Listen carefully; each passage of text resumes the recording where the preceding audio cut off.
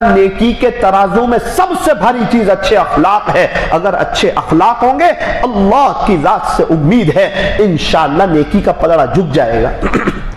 یوں فرمایا تم ایمان پر محنت کرتے کرتے اچھے اخلاق تک پہنچو, لوگ تمہارے اچھے اخلاق کو دیکھ کر انشاءاللہ ایمان تک پہنچ جائیں گے. پیارے نبی صلی اللہ علیہ وسلم کے اخلاق بھی بہت بلند پائے کے تھے. وَإِنَّكَ لَعَلَىٰ خُلُقٍ عَظِيمٍ. پیارے نبی جی بے شک آپ کے اخلاق تو بہت بلند پائے کے. اللہ تبارک و تعالی مجھے اور آپ کو اخلاق کی دولت سے مالا مال فرمائے. میرے عزیزو اللہ کا ذکر کرنا ہے, ذرا بات کو سمجھنا ایک ترتیب سے, تب جا کے پوری بات سمجھ میں آئے گی. نمبر 1 اللہ کا ذکر کرنا ہے. نمبر 2 اللہ کا ذکر زیادہ کرنا ہے. نمبر 3 اخلاق کو اپنانا ہے. نمبر 4 رحم والی آنکھیں ہوں, برداشت والے کان ہوں, محبت والی زبان ہو, اور یہ سارے اعمال میں اخلاص ہو. صرف اللہ کے لیے عمل کیا جائے, دکھلاوے کے لیے نہیں, ریاکاری کے لیے نہیں, شہرت سما کے لیے نہیں, کوئی ہمیں بڑا سمجھے اس کے لیے نہیں, بلکہ اپنے آپ کو مٹا کر کے اخلاص کے ساتھ اللہ کو راضی کرنے کے لیے عمل کیا جائے. لوگ کہتے ہیں مولانا اخلاص کسے کہتے ہیں؟ ارے کسی کے لیے کوئی عمل شروع نہ کرنا اور کسی کے لیے کوئی عمل بند نہ کرنا. کسی کو دیکھ کے عمل شروع کر رہے ہیں, فرمایا نہیں, اس کو دکھلاوے کے لیے مت کرو. ہم تسبیح پڑھ رہے ہیں, کوئی اللہ والے آئے تو تسبیح رکھ دی, فرمایا نہ پڑھ رہے اب مت رکھو. ان کو دیکھ کے شروع بھی نہیں کیا اور ان کو دیکھ کے بند بھی نہیں کیا, کیونکہ شروع بھی اللہ کے لیے اور ختم بھی اللہ کے لیے. اخلاص حسن الہی کا وہ تاج ہے کہ جس کے سر پر یہ ہو زمانے پہ اس کا راج ہے. آپ نے نام سنا ہوگا امام زین العابدین رحمت اللہ علیہ, امام حسین رضی اللہ عنہ کے بیٹے, کہ بہت روتے تھے.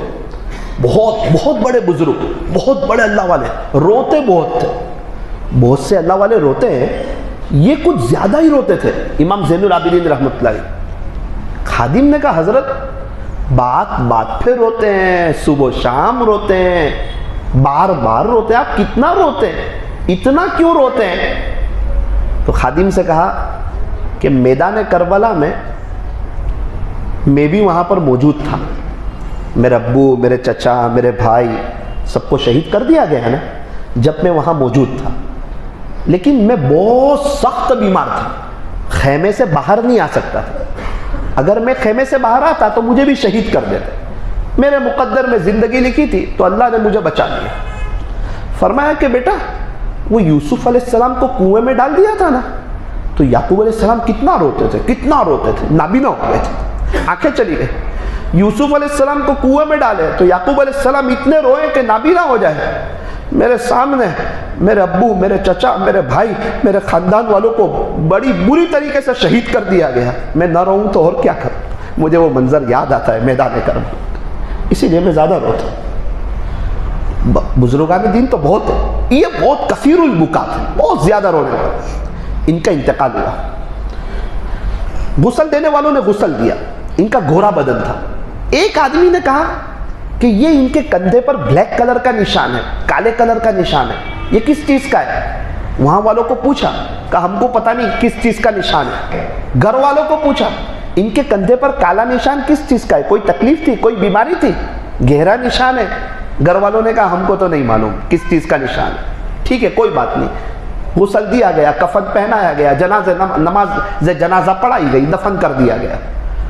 8 دن گزرے, 8-10 دن. جو بہت مجبور اور لاچار عورتیں تھیں نا, بیوائیں تھیں نا, ان کے گھروں سے رونے کی آواز آئی. ہائے وہ کہاں چلا گیا جو راتوں کو آ کر ہمارے گھر میں پانی بھر دیا کرتا تھا.